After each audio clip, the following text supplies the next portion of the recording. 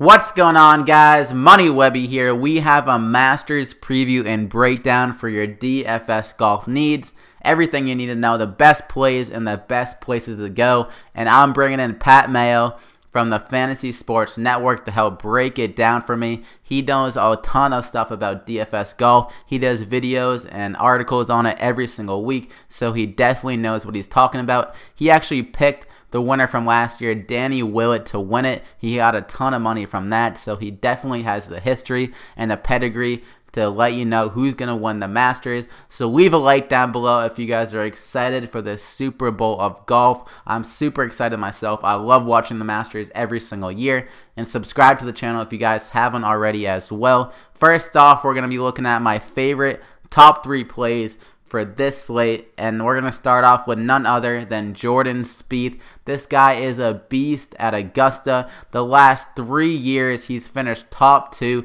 so he definitely has the course history under his belt. And at 11,500, he is the highest player on the slate. I think people are going to gravitate to Dustin Johnson and Rory McIlroy opening up the play for Spieth. This guy, I think, is going to win the tournament. He's going to want to exercise his demons from last year. He had that blow up in the last round. He was winning, and then he dropped that huge number on the back 9, and he just lost everything you had in him. It probably felt like he was getting, getting punched in the face in the last 9. That definitely hurt him, so he's definitely been motivated to come back and put on a show at the Masters. I think he's going to light up the scoreboard and get you a ton of DraftKings points, so I would definitely advise to have Spieth in at least a few of your lineups, if not most of them. So Jordan Spieth, lock him in. The second guy I'm looking at is Justin Rose for 9,200. The course history is definitely there for Rose. Only once in the past 6 years has he finished outside the top 15 at the Masters. So I think he's going to have another top 15 performance at the Masters. And he's been playing very well this year as well, and he's been doing the things that you need to do good at the Masters. He's been good around the green, so that definitely limits the bogeys. A lot of people at the Masters, they blow up around the green. They drop these high numbers on holes, and that's how they get out of contention. Rose does normally not do that, so I think he'll stay in contention the whole weekend, and it'll get you some DraftKings points. So at 9,200, I think he's a great guy to pair with Spieth, so you got to lock him in. The last guy I'm looking at is Tyrell Hatton at 7,600. He has made 5 out of 5 cuts, and he's turned that into 4 top 10 performances. And every metric you can look at, he has been killing this year. If you look at strokes gained from approach, he is top 20 there. Strokes gained from off the tee, he is top 20 there as well. Strokes gained from tee to green and strokes gained from putting, both of those he is top 20 in. So everything he has been doing well and exceeding in. He definitely has the talent to go win a green jacket. At 7,600, he can definitely go and win you a GPP if he finishes top 10 again.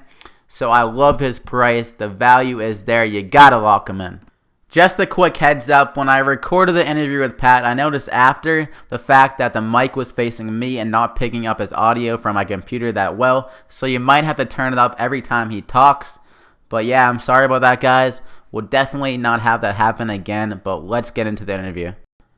Alright, I'm going to bring in Pat Mayo now. How you doing, Pat? I'm doing alright. Yourself? Pretty good. Ready to talk some Masters? It's the only thing I talk about these days. Yeah, you've been pretty much like breaking it down the past 2 weeks, right? Yeah, and it's almost that time that we're there. The fun stuff actually starts.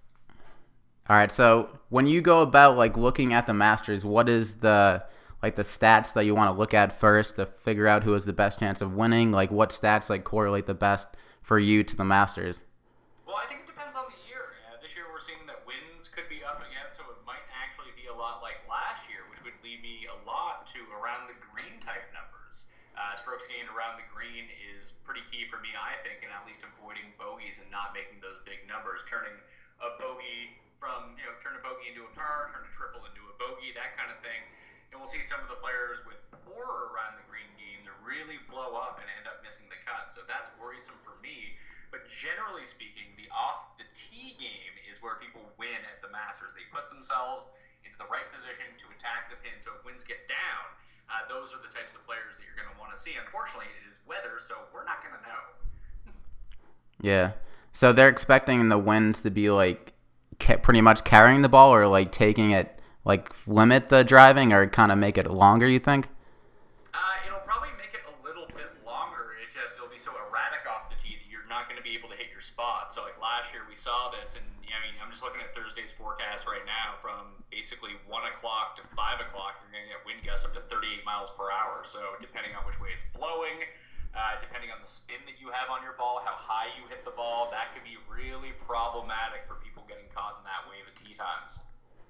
Yeah, so I would think that would favor like the bomber guys like Dustin Johnson and stuff like that, can just like kill the ball compared to the guys that can't hit it that long. I feel like the wind would just kill their ball in the air, right?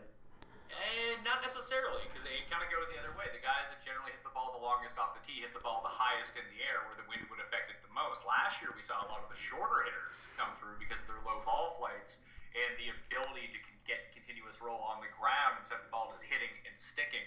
It was able to sort of mitigate the damage bombers are able to do in comparison to the shorter hitters. Now, again, this is wind. It's going to be wonky. There's going to be outlier scores from each wave. But I think I would want the guys with the lower apex height than the higher apex height. Yeah, that's true. It's a good point. All right, so yeah, so you definitely got to look at the weather then. So yeah, pretty much. So who is like their number one guy that you're looking at, considering everything like the weather, then you're around the green stuff like you said, so you're not avoiding like the big bogeys and stuff like that. Who would be your number one guy? Spieth's the number one guy for me. I mean, he's never finished worse than second at this tournament. Obviously, we know what happened to him last year when he had one bad hole and it cost him a green jacket. But I mean, he was one of the few players that excelled through the super wind last year. He has one of the best games, if not the best game around the green, and he's the best putter out there. Plus, he knows all of the local knowledge needed to know to attack the pins almost on any given day at this point. It, of course, just clearly fits him well. And I actually think of the big three guys, Spieth, DJ, and Rory, all over $10,500 on DraftKings, that where Spieth is the most expensive, it might actually hurt his ownership a little bit. And I much prefer Spieth to DJ and Rory. Like, those guys can make big numbers. Spieth's probably not going to make big numbers. Yeah, I definitely agree there. I'm high on Spieth too. Another guy that I really like is Justin Rose. He hasn't finished outside the top 15. He only did it once in the past 6 years at the Masters, so the course history is definitely there. And he's been really good around the green. Like you said, around the green is very important, so the guys like don't blow up every time on the holes and don't drop the big numbers. He is 19th right now and around the green, so definitely something to look at there. And yeah, he's good off the tee as well. He's 8th off the tee. So I think Justin Rose is a very safe play, and he could even win this tournament, I believe, as well. Yeah, I actually made a bet. You can play these weird like futures where you can pick the first and second place finisher, and I bet Spieth over Rose at 175 to 1. It's not a bad bet. And it probably is. They're really stupid props. I want to have some action on it. Yeah. Yeah, so Rose, Spieth, those are definitely two guys. Is there anyone else that you're in on too?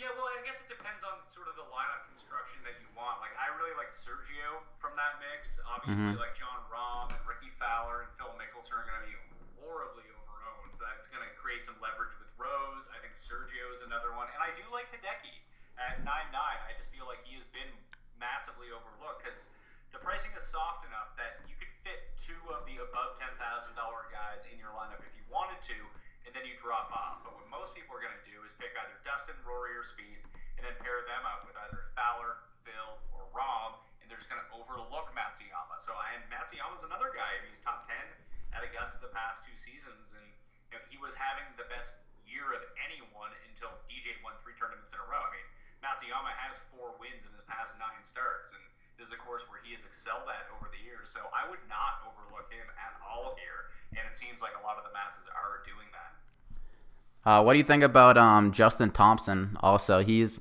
had some big, really like scoring. Like 2 times ago at the World Guard Champions at Mexico, he dropped top 5th, and he was 113 DK points. I feel like he could definitely get top 5 here. He hasn't played here before, so that's definitely alarming. But he pretty much tests out well in every single like metric you can look at.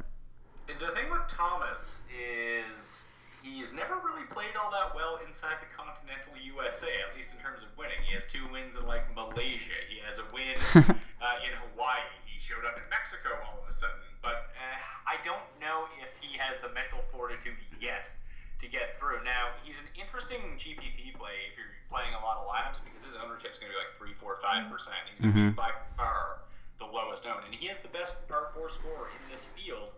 But I just worry about him. He is prone to really, really big numbers. And even when you look at the cuts this season, he's only 4 of 7. Like, he's going to either be there or be gone.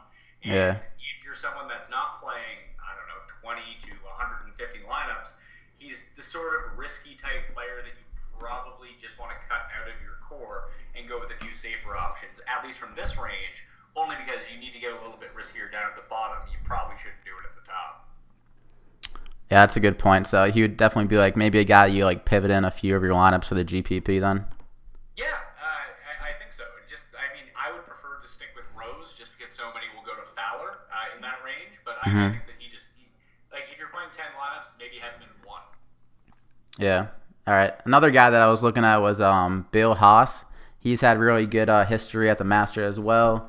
I think at top 20 in 3 of his 4 years at the Masters, and he's actually 4th and around the green, and hasn't missed a cut this year. So I feel like he's a safe guy that can go and get you top 20 that you can put in your lineup with a guy like Spieth as well. He is. I wouldn't play him in any sort of GPP though because he has such limited upside. I mean, he has 1 top 10 in a major ever. He's going to max out probably like T12, T11, something like that. And even if he gets there, he's not a DraftKings type player. He just makes he's a lot like Jim Furyk. He just makes a lot of pars, rarely bogeys. He's not a great putter, and he's just going to tread water for you. I think I would shoot for higher upside than someone like Bill Haas. But if it was a cash game, you'd be instantly in there. It's a weird dichotomy between the two because just getting 6 of 6 through the cut at the Masters, I mean, it's not that big of a deal. 50 guys or more make the cut. There's only 95 guys in the field, so you're going to have to do better than that. Yeah, that's a good point. Is there anyone else you're looking at then? Yeah, down in this range, I guess the 2 really popular guys are going to be Kisner and Hadwin. If you don't want to take them, I understand. I mean, from a game theory perspective, just fading them makes a lot of sense. And if you do that, I mean, I like them both in cash. I like them both overall. But I do like Ross Fisher at $6,900. I like Tommy Fleetwood at $6,900.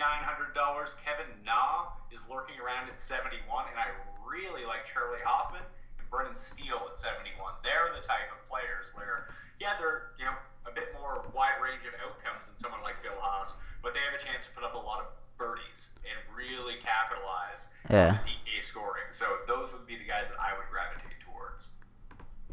All right, so so definitely target the guys that have like the high upside. It's going to put up a huge total to you. Then like for the money games or the cash games, I mean, you might as well just target the guys that are going to be safe, like Bill Haas, and then mix in some high upside guys so you have that safety. Yeah, just go upside at the top and then mix in that like the very solid base guys. Like I think actually Kevin Na is quite safe for cash games as well. But like you could roll out Kevin Na, you could roll out Bill Haas, you could roll out Daniel Berger, and there you go, boom, boom, boom. There's your cash game team. But one last guy I'm looking at for GPPs, only because he's 1% owned, and I kind of like how his metrics set up. I like that the conditions are going to be a bit crappy, so he's a good crappy weather player, and he shows up in very competitive tournaments. That's Shane Lowry at $7,300. He'll be a bit boomer bust, but statistically he's rated out really well this year despite not having any big finishes. But this could be the spot for him. Yeah, I was looking at him as well. I was wondering why, like all the metrics were there for him, but he hasn't had that big finish yet. Yeah. Another, you mentioned like bad weather players. Zach Johnson is a guy that usually plays well in these bad conditions. So would you consider him with the winds? I mean, you always have to consider Zach Johnson only because he's a player that can come in with no form and win. We saw that at the British Open 2 years ago when he won. I mean, the one corollary course you can really look at to Augusta is probably St. Andrews, and that's where he's won. Obviously, he won in crappy weather here in 2007 as well, but I'm just not digging where his game's at right now. So, I mean, I'm going to fade at my own risk, but I am going to fade. All right, yeah, so that's pretty much it. So you got your GPP plays there and your cash game plays for the Masters. So you're going with Spieth definitely in all your lineups. That's pretty much your core play. Yeah, I mean, Spieth Sergio, Spieth Rose is good for me, and then also start a few teams with. I mean, I'm not going to not have DJ or Royal, but at far more or less exposure than someone like Speed. But the one guy I didn't talk about that I really do like, along with Sergio in that range, is Louis Oosthuizen. He's only $8,100. That's below the min average salary for a player. I think he has a good chance of winning, so I'm going to be using a lot of him. Yeah, definitely. He can definitely win. He has some big finishes under his belt, has the experience. And he won at St. Andrews, too, so that was nice. Yeah. All right, so that's going to be it. Thank you for your time, Pat. No problem. Anytime. I'll talk to you later. You guys can go follow Pat on @thepme on Twitter, and you can watch his videos himself on the Pat Mayo Hour. Some great advice on there for everything DFS and your year-long stuff. So definitely go check that out, guys.